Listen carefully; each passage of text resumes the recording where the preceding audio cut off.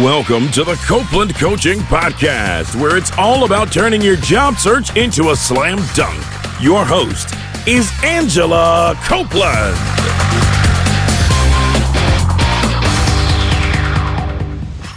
Welcome to the Copeland Coaching Podcast. I'm your host, Angela Copeland. On the phone with me today, I have Caroline Dowd-Higgins in Bloomington, Indiana. Caroline is a speaker, executive coach, author, and media host. She hosts the Your Working Life podcast and is the author of the book, This Is Not the Career I Ordered. Caroline, thanks for joining me today. Hey, thank you for having me. I'm delighted to be here. Well, I'm so excited to talk with you. I mentioned before we got started, I'm really interested to pick your brain about career reinvention. It seems like a lot of folks are trying to kind of change careers today. And you yourself actually did the very same thing. You started out as an opera singer, and I find that so interesting. I'd love it if you could share a little bit about your journey. How did you get from opera singer to sort of executive coach? What was that path like? I'm happy to share that story. I expected a very linear path on my career. I earned an undergrad and a master's degree in music many years ago and had a very focused idea of what I wanted my career to look like, and happily enjoyed singing opera internationally for 10 years. I was successful. Life was great. And then things changed. And just to make a very long story short, the economy shifted, as it does quite a bit. We see this happening around the world, and I was working in European countries, and it became very difficult for American musicians to earn a living abroad because they were hiring locally, which we get. I understand sustainability and, focusing on local talent in local markets. So I had a really hard time earning a living as a musician. And I'll tell you, Angela, it was a panic moment for me because I was so laser beam focused. And I say this with open heart that I came home from Europe and I had a bit of a meltdown because I thought, my goodness, what else am I going to do? I'm so particularly focused in one area. And through my own self-reflection and coaches and mentors who guided me along that process, I was introduced to career development, and I understood that there were tools and techniques and methodologies, and having gone through it myself, I really fell in love with this process and very accidentally found my second act career, which has been for the past decade plus career and professional development. And because of that self-actualization process, I peeled back layers and learned about what else I could do really well that wasn't something that I thought was incredibly obvious before when I was just singing. So it was a beautiful journey to figure out what else I could do, and I'm thriving. Oh, that's amazing. And you actually also work with students at a university. And so I feel like you've probably worked by now with thousands of job seekers. I have. Yeah, I really have. It's interesting. So my career post-musician started, I'm headquartered in Bloomington, Indiana, travel the world still, but I work at Indiana University, and for many years I was helping students navigate that first career out of university. And for the past 3, I've been focusing on alumni, so what I lovingly call the grown-up career opportunities to help people. And, the truth is the trend is now the norm, that people change careers a lot, and that linear path of I studied X and I'm going to be Y is just not set in stone anymore. And I think that's a beautiful liberty and permission for all of us to say we have choices, and we need to give ourselves permission to say, how do I freshen up my career or reinvent and do something that really rejuvenates me and gets me excited to go to work every day? Because suffering is optional. Right. That's true. That's true. Well, I have to imagine that you had a number of transferable skills from being an opera singer to what you do now. I mean, I can see it even just in all the materials that I've looked at that you've put out. You're so comfortable with media and with the way that you present yourself. I mean, was it a surprise, the types of transferable skills that you kind of brought to the table? Or, I mean, how did that come together for you? It's a really good question, and I say now that I'm the queen of transferable skills because I have convinced many an employer, whether it was a freelance opportunity to be a speaker for a corporate entity, that a former opera singer has value to bring to the table. And I even say in my book, I'm just singing a different tune. So my communication skills have really empowered me to be successful in so many ways. But what I didn't realize is that I've always been a good writer. It was just something I did, but it wasn't something I focused on. And my undergraduate and master's degree required me to write a lot, and I'm grateful for that. So I am an analytical thinker. I'm a good writer, and I have always been comfortable speaking in front of people. But I'm a problem solver, and I also realized as a performer, I was a marketer. You always have to self-promote, even though you're working with agents and managers.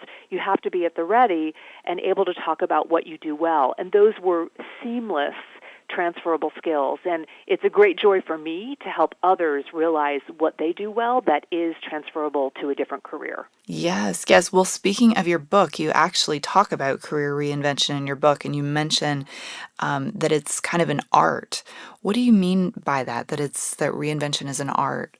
Well, I really believe in the concept of, bad bosses happen. Let's face it, a lot of people leave organizations because of a funky boss, tricky colleagues, not a good fit, or maybe just a poorly designed organization. But as I said earlier, suffering is optional. Mm-hmm. So it's an art to be able to say, this isn't a good fit. It takes a lot of courage. You need to give yourself permission to say, there's something better for me. I've worked with hundreds, if not thousands, of people that are extraordinarily talented, and they love their organization. They're just in the wrong role. So it's an art and a science to be able to convince people within your organization about what you can do. And I firmly believe that you need to be in control, and you need to be aware of what you do well and what you want to do. There are some really well-meaning bosses and supervisors out there, but the truth is they're concerned about their own work, and they're not trying to help you navigate your career path. So you need to take control. Mm-hmm, absolutely.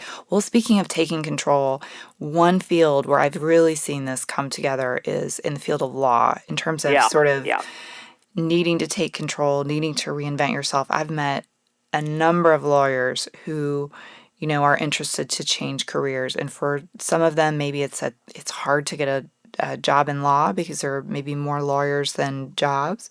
Or maybe for some, it's just that they learned that they didn't enjoy law as much as they thought they would when they were getting a law degree. For you, what have you learned? I know you've got actually a chapter in your book where you specifically talk about, I think probably recovering lawyers. Yeah, yeah, and that's a term that they made up, so it's absolutely out there. Yeah. Well, so what have you learned from those lawyers that you've spoken with? So let me give you a little context that might cue this up beautifully. So for 7 years, I was director of career and professional development for the Indiana University School of Law. So I was working with current law students working toward becoming minted licensed attorneys, and then alumni on the other side of the fence who were out there.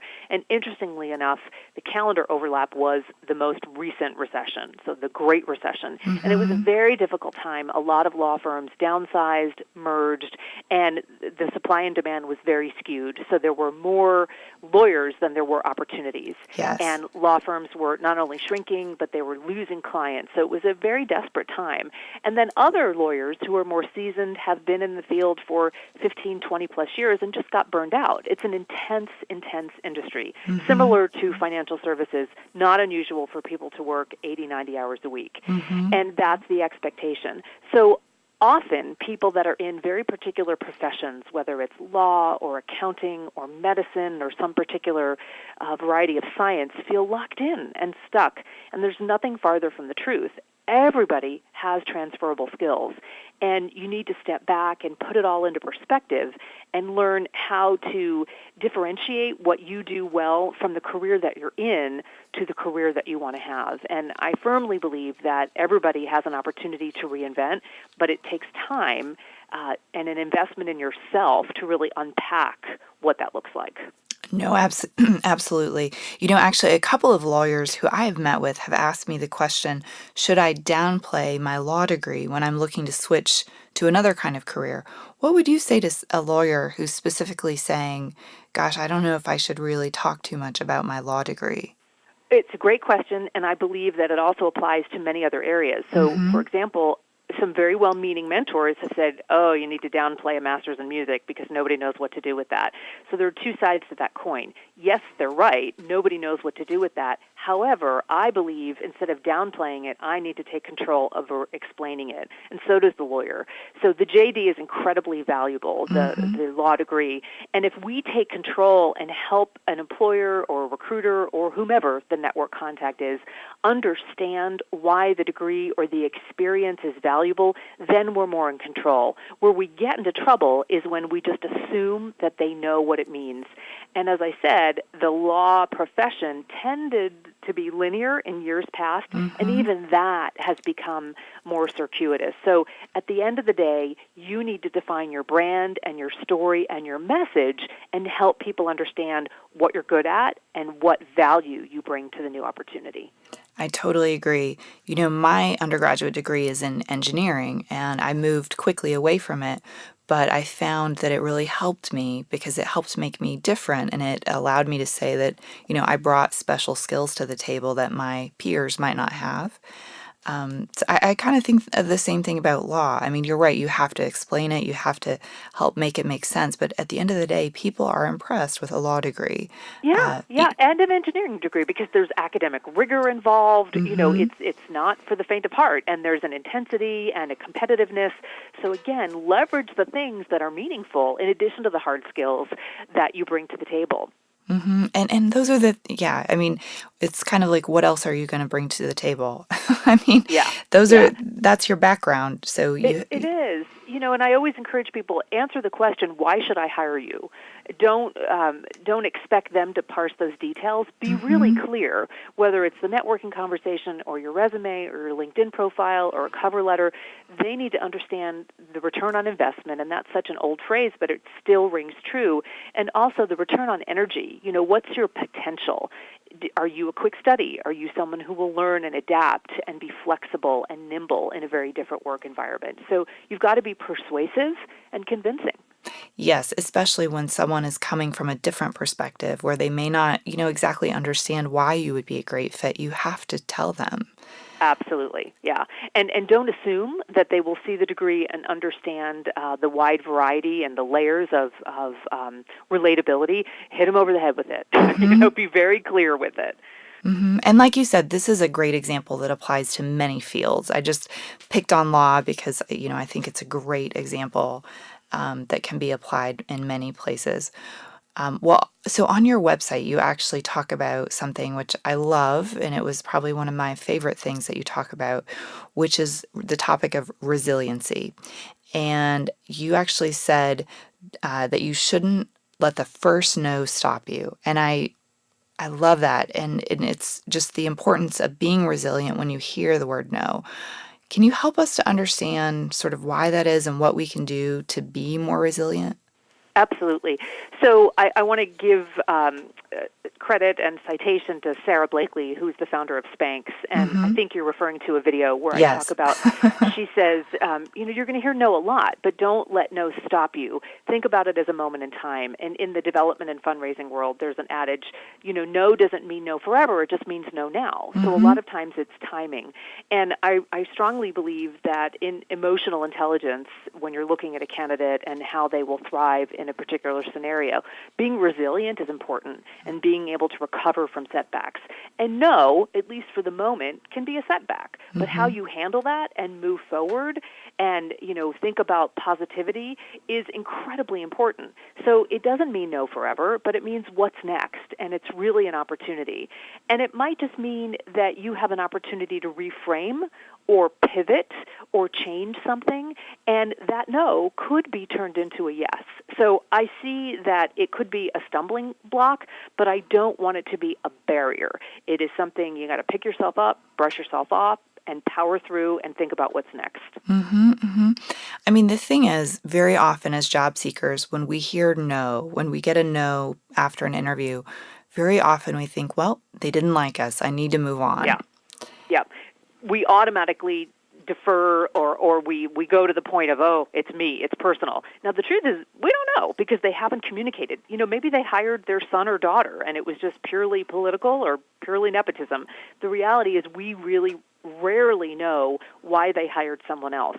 So you have to take the the personal connection out of it and just say, that didn't work. We spend energy like currency. And I always encourage the people with whom I work, whether they're clients or even just friends and colleagues, spend your energy wisely and let go of what you can't control. And if you didn't get a role, that's okay. Move on and focus your energy on something new and next. Because, getting upset about something that's already happened is a waste of energy. Redirect it and focus on what the opportunity is in front of you. Absolutely. And speaking of, we don't often know why we didn't actually get picked. And there are many times, I've had multiple experiences where a job was put on hold. Oh, And yeah. I happened to know the HR person, so they told me what was going on. But very often, we never learn that as a candidate. So if we assume that everything is personal, we're going to miss out on so many opportunities. Absolutely. And I will say this doesn't happen in every organization because sometimes they just don't have the bandwidth. But I'm proud of you for circling back to say, tell me more. What happened or how might I improve? And I think it's worth having the courage to ask that.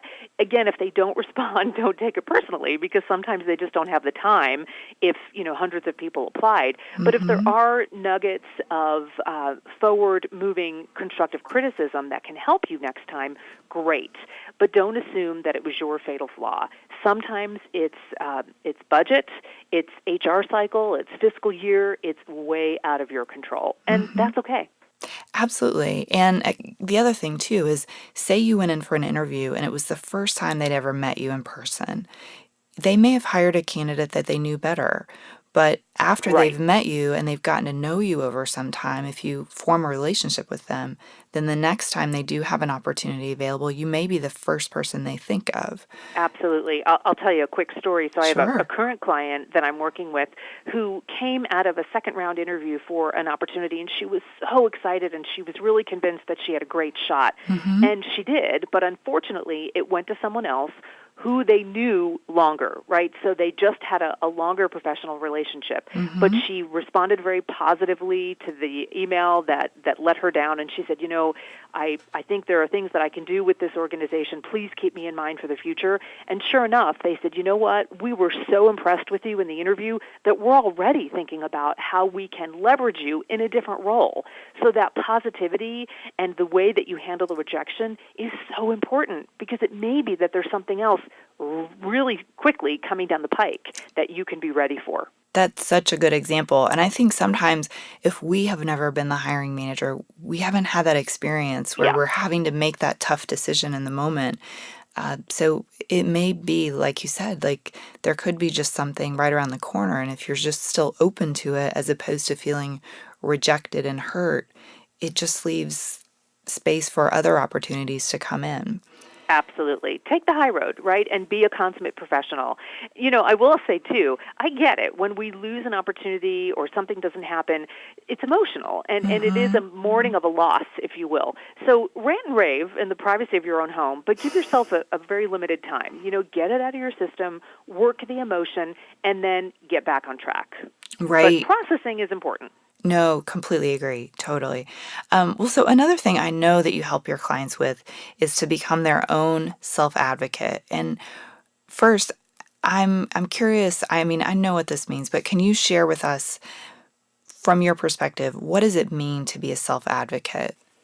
Yeah, it's interesting. People in the career and professional development world say that so many of the biggest decisions in your career, whether it's the hiring or the raise or the promotion, happen when you're not even in the room and you're not able to speak about yourself and what you bring to the table. So we need to self-advocate when we are in the sight line and, the audible line of people that are influencers and decision makers. And we need to make that a regular occurrence, and we need to advocate for other people as well. It's not just self-aggrandizing. But I believe in humility. I don't think that we want to go to the dark side and become obnoxious braggers. That's not what I'm talking about at all. But if we can own our strengths and have this beautiful hybrid of humble confidence and talk about what we do well and what others do well, we create a culture of advocacy, and we dispel the myth that it's not okay to talk about what we do well. then when you're not in the room, people will remember the great impact that you have and the value that you bring. So I think it's a wonderful hybrid of humility and self-confidence. And I believe with that high tide, all boats rise, because you're creating a culture of positivity where people are really embracing what they're doing well. It adds to communication and teamwork. I completely agree. So you mentioned how important it is to maybe not become boastful, not to sort of cross that line. But I often speak to job seekers who say, I feel that being my own advocate in any way during the interview process is bragging. Yeah, I hear that too, and I get it, and it's there's an interesting generational divide, and it's not absolute, but I find some of our younger professionals are more nervous about talking about what they do well. But I caution everybody, especially if you're working on a team, when you start the phrase, well, we did this and we did that and here's what we earned in that particular scenario. They're not hiring we, they're hiring you. So you really need to speak in the first person. And you can say, I served on a team and here's the particular role that I played. And our team earned this opportunity. Here's what I did on that team. Again, to help your prospective employer understand the impact that you brought to the table. And I think it's all about delivery. Again, we've all seen the dark side braggers, and whether they're well-meaning or not, they're off-putting. That's not what I'm suggesting. I'm sure everybody listening has some experience with someone who's confidently and appropriately talked about what they do well, that's palatable and well-meaning. That's what I'm talking about. Find those role models and think about how you can talk about what you earned. And I use that verb because nobody gave you that accolade. Nobody gave you that great opportunity. You earned it. We even talk about getting our degrees at university and college. I don't know about you, but I didn't get mine. I earned it, right? And it takes a lot of effort. So it's a mental shift in how we articulate what we've done well. I completely agree. And I think the other thing to remember is that no one else is in the room with you during the job interview who's going to speak on your behalf. You're the only one that's there to do it. Yeah. I would also add, part of it, regardless of the role, I don't care if you're a coder and you're in the back room, working brilliant code, we have to communicate verbally, even in this beautiful digital technology-driven age. And the way that you represent yourself could translate into the way that you represent your organization. And that is another skill that the prospective employer is looking for. How articulate are you? And can you have a conversation and intelligently speak about the organization that you aspire to join? Absolutely, absolutely. Well, so when it comes to the interview process, I actually saw another post on your website I really enjoyed where you talked about embracing good enough to go. Yeah. And I thought this was just such a great, great point. When you talk about good enough to go, what do you mean when it comes to job searching? It's one of my most favorite phrases, and again, just to give proper credit, it's a phrase, a terminology that evolved from Silicon Valley, which is startup palooza, right? And so many of the tech companies are in, their third or fourth iteration, and they've sailed forward beautifully to progress and develop and become incredible organizations. And sometimes we have, as candidates, what I call analysis paralysis, or, oh my gosh, I'm not ready for this role, or I don't have all of the qualifications. And I really believe that you have to also sell your potential. And I'll give kudos to our male listeners and give a teachable moment opportunity for women. And this is a gender distinction, and it's not absolute, but we do see some research indicating that men are more willing to dive in and say, you know what, I can learn that, and showcase their potential, where women want to be the perfect candidate. And ladies, we need to learn from the guys, because the guys are really smart and savvy to say, hire me because I'm smart, and I'm adaptable, and I'm a quick learner, and I'll figure it out on the job. So good enough to go means I have great potential. I'm never going to be perfect, and that's okay. I completely agree. And it's interesting that you mention startups in Silicon Valley. I actually, a few years ago, visited Facebook and took a tour, and they had a sign on the wall that said, "Done is better than perfect." Yes, exactly, exactly. Because at a certain point, if you're really constantly waiting and you're paralyzed by perfection, you're not going to get anything done. And there is no perfection. Let's just be honest. There is no perfection. There's always room for improvement, and that's okay. That's right. And the thing is, companies are going to hire the first good person who comes through the door. I mean, the Yeah. first person they really like. And you may be better than the person they hire, but if they've already hired someone, it doesn't matter. So Absolutely. I think you should move quickly. I'm in agreement, Yeah. exactly, because they find someone great and they're going to act on it. Mm-hmm. Absolutely. Yeah, don't wait. I always talk to people, okay, the job may close on the last day of the month, but you get those materials in because they're going to start looking at them on a rolling basis, and they may hire someone before the job even closes. Right. I would rather be the first person to interview than the last because I'd rather everyone else be compared to me than have to beat everyone else out of the room at the very end. I mean, Absolutely. it's a very different experience. Yeah. Well, so as I mentioned earlier, you've probably worked with thousands of job seekers. Do you notice like a common thread that you find that makes certain people more successful at job seeking than others? Yes, and that's resiliency that we talked about earlier. Everybody fails. That's a fact of life, and that's a good thing. That makes us stronger and the ability to recover. So I find the most successful people are honoring four fundamentals, and this is really the beautiful philosophy of career development. They're honoring what they value, what they need in the workplace. They're honoring their skills and strengths. Their personality, for example, if they're incredibly introverted, they might be very happy working in a back office or working from home, where if they're extroverted, they need people or they need a team to energize them. And those components of your interests, your values, your personality, and your strengths are vital to your career happiness and success. It's the job seeker that's just looking for the title and the money that may not be gratified because they're not doing a deep dive into why will this job or why won't this job satisfy me? And that's an important question.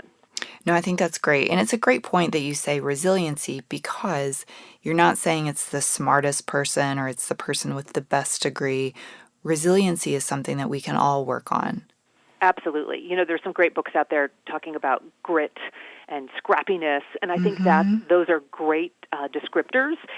It doesn't mean you have to be hard-edged, and it doesn't mean you have to be intense all the time, but you are able to recover from change. And one very consistent reality in every career sector is change, whether it's an entrepreneurial venture or, a corporate entity that's been around for 100-plus years.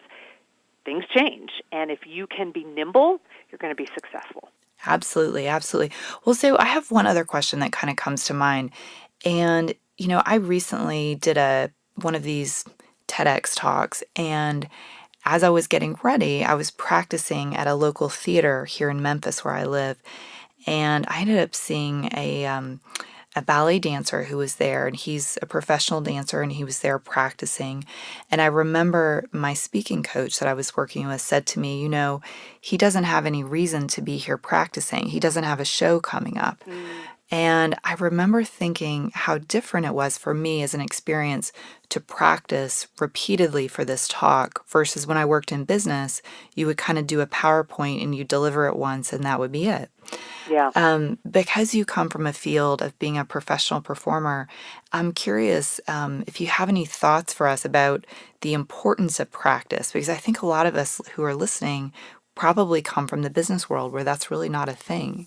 Yeah. I'm so glad you asked this, and as a performer, I have a very unique perspective. And as a singer, this is a phrase for some fellow musicians out there, if I wasn't practicing and using my instrument, my voice regularly, I would lose my chops, right? I would lose my ability to sing well. And even though I don't sing as my major source for earning income, I still sing. So I still practice, and it gives me great joy. And I know the importance of practice, especially in a competitive world, whether I'm presenting to a boardroom with 10 people or I'm speaking to a group of 1,000 at a big conference. You can tell when someone's on top of their game, when they're comfortable with their material, when they're engaging, and there are a lot of different personalities. It's not about being the best performer, but it's being the best you. So if you can be the best version of you and let go of the nerves and find your authentic self, that's because you're well practiced. And I would like to share that you need to honor your audience, whether it is that one-on-one coaching session or that room of 1,000 people. Show them that you care enough, that you put in the time and the investment in them to practice. There's nothing worse than a presenter or an individual or a leader who is unprepared. We can recognize them within seconds. Mm-hmm. So I like to think it's my responsibility and my commitment and my great joy to honor my audience. Oh, that's so interesting. This is kind of like my new topic lately. So I appreciate you sharing with that. Well, Caroline, where can we go to learn more about you and more about your book, This Is Not the Career I Ordered? Thank you for asking. That's so gracious. So my website is probably the best one-stop shop, and that's at CarolineDowd-Higgins.com, and it's got links to where you can buy the book. It's got my podcasts and my videos and my blogs, and I like to think that I put a lot of content out in the world. My hope and aspiration is to be incredibly useful to my global audience. So please dive in there and utilize what is meaningful to you and what can be helpful. I'm really passionate in my career about empowering others to be successful so they can thrive in life and career, and CarolineDowd-Higgins.com is the best place to access all of that. Excellent. Well, I will put a link to your website in the show notes so that we can easily get there. And Caroline, thank you so much. This has been great. Thank you, Angela. It was a joy to be with you today. Thanks. And thanks everyone for listening. Thanks to those of you who sent me questions. You can send me your questions to Angela@CopelandCoaching.com. You can also send me questions via Twitter. I'm at Copeland Coach. And on Facebook, I'm Copeland Coaching. Don't forget to help me out. Subscribe on iTunes and leave me a review. Thank you for listening to the Copeland Coaching Podcast today with your host, Angela Copeland. Tune in next time to get more great tips on turning your job search into a slam dunk.